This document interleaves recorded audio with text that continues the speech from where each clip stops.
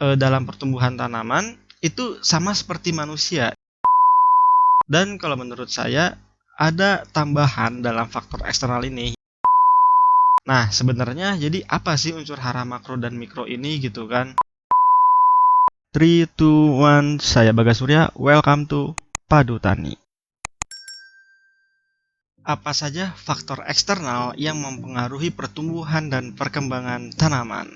Menarik kan? Mari kita bahas. Jadi sebelumnya kita sudah membahas faktor-faktor apa saja yang dapat mempengaruhi pertumbuhan dan perkembangan tanaman. Nah, kali ini kita akan membahas faktor eksternalnya lebih detail lagi.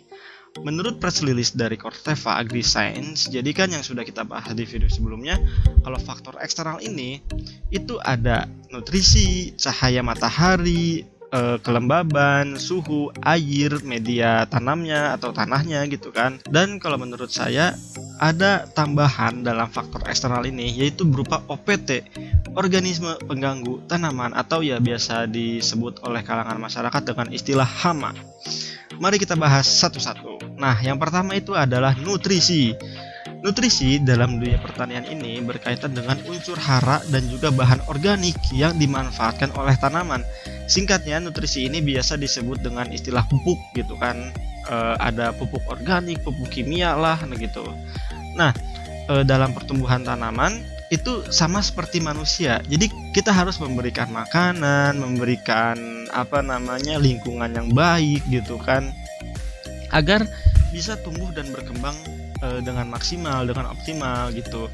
Nah, jadi ketika kita memberikan nutrisi yang baik, pertumbuhan tanaman juga akan baik. Dia tidak akan menunjukkan gejala-gejala kekurangan gizi nantinya gitu. Lalu unsur hara yang dibutuhkan tanaman berdasarkan jumlah yang dibutuhkannya dibagi menjadi dua, yaitu ada unsur hara makro dan unsur hara mikro menurut MPAPA tahun 2016. Data yang diperoleh dari Litbang Pertanian tahun 2019 itu unsur hara makro meliputi CHONPK CAMGS. Nah, sedangkan unsur hara mikronya itu meliputi CUZN, BOMO, CL, FE, M, dan MN. Nah, sebenarnya jadi apa sih unsur hara makro dan mikro ini gitu kan? Unsur hara makro ini singkatnya ya. Unsur hara makro itu merupakan unsur hara yang dibutuhkan oleh tanaman dalam jumlah yang banyak. Jadi ketika tanaman kekurangan unsur hara makro ini, dia akan menunjukkan gejala pertumbuhan yang tidak normal gitu. Ada tanda-tanda abnormal lah gitu. Nah, sedangkan unsur hara mikro itu kebalikannya. Jadi unsur hara mikro adalah unsur hara yang dibutuhkan oleh tanaman dalam jumlah yang sedikit. Jadi nanti kalau tanaman mendapatkan unsur hara mikro secara berlebih, itu dia akan menunjukkan gejala-gejala yang tidak normal ataupun gejala-gejala abnormal gitu. Kebutuhan nutrisi tanaman itu berbeda-beda ya guys, bisa berdasarkan umur tanaman, fase tanaman, hingga jenis tanaman itu sendiri.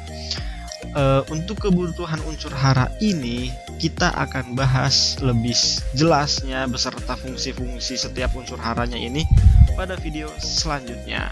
So, seperti biasa jangan lupa subscribe channel ini. Nah, kita lanjut. Jadi selanjutnya ada cahaya matahari.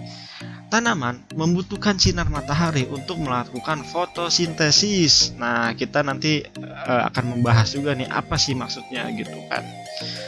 Menurut Yustiningsih tahun 2019, cahaya matahari dapat mempengaruhi produktivitas tanaman karena tidak semua tanaman memerlukan intensitas cahaya matahari yang sama dalam proses fotosintesisnya. Oleh karena itu, ketika teman-teman ingin menanam, ya teman-teman harus tahu gitu kan, intensitas cahaya matahari di tempat teman-teman menanam itu seperti apa, dan juga jenis tanaman yang ingin teman-teman tanam gitu. Jadi cahaya matahari ini diperlukan oleh tanaman untuk dijadikan sebagai sumber energi dalam proses fotosintesis. Nah, proses fotosintesis ini ada dua tahapan di mana tanaman memanfaatkan sinar matahari sebagai sumber energi. Sumber energi yang pertama itu adalah reaksi terang ataupun juga light dependent reaction (LDR) gitu. Nah, yang kedua itu ada siklus Kelvin, yaitu ataupun juga ya light independent reaction atau LIR. Nah, ketika terjadi perubahan intensitas cahaya matahari, nanti tanaman itu akan berusaha menyesuaikan proses LDR dan LIR ini sehingga dia bisa beradaptasi dengan lingkungannya. Jadi teman-teman, tanaman itu memiliki kemampuan beradaptasi ya sama seperti diri manusia gitu kan. Tetapi ada batasan-batasan tertentu.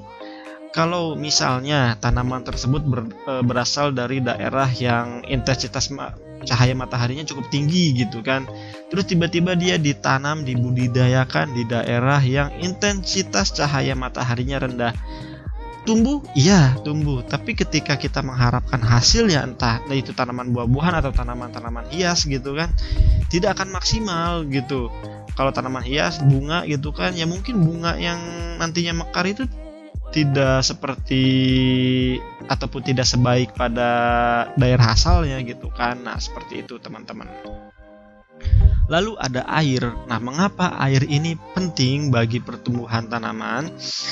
Sebenarnya tidak hanya bagi tanaman saja ya, air itu penting bagi semua kehidupan, baik bagi manusia, hewan, tumbuhan tingkat tinggi atau tingkat rendah, dan juga mikroorganisme. Nah, bagi tumbuhan ini, air menjadi penyusun utama tubuh tumbuhan. Kandungan air pada tubuh tumbuhan ini berkisar antara 70 hingga 90%. Tergantung pada umur, spesies, jaringan, dan juga lingkungannya. Menurut Gardner et al. Tahun 1991, air memiliki fungsi-fungsi pokok, diantaranya sebagai bahan baku dalam proses fotosintesis. Lalu ada penyusun protoplasma yang sekaligus memelihara turgor sel. Lalu sebagai media dalam proses transpirasi, sebagai pelarut unsur hara, serta sebagai media translokasi unsur hara baik di dalam tanah maupun di dalam jaringan tumbuhan. Menurut Sugito tahun 1999, tanaman memiliki kebutuhan air yang berbeda-beda pada setiap fase pertumbuhannya.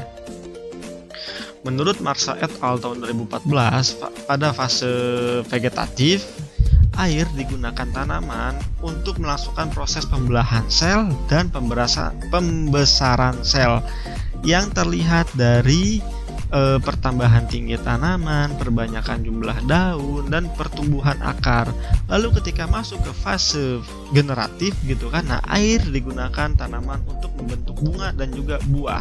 Kebutuhan air per tanaman tadi sudah dijelaskan juga, itu berbeda-beda berdasarkan jenis tanamannya, lalu juga ada berdasarkan keadaan iklimnya, lalu juga fase pertumbuhannya dan lain-lain sebagainya. Ya, ketika musim penghujan kita jangan terlalu banyak memberikan air tambahan ya, intinya ya kita kalau musim hujan katakanlah cukup menyiram tanaman 1 kali saja sehari. Misal kita sayur-sayuran gitu kan ya, menyiram tanaman sehari.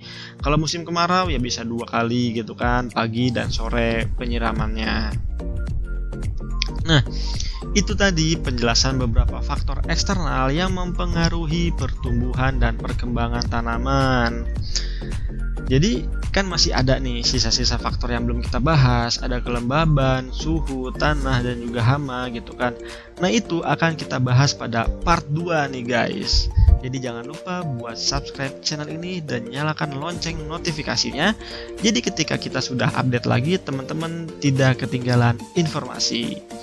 See you next time and bye-bye. Thank you guys.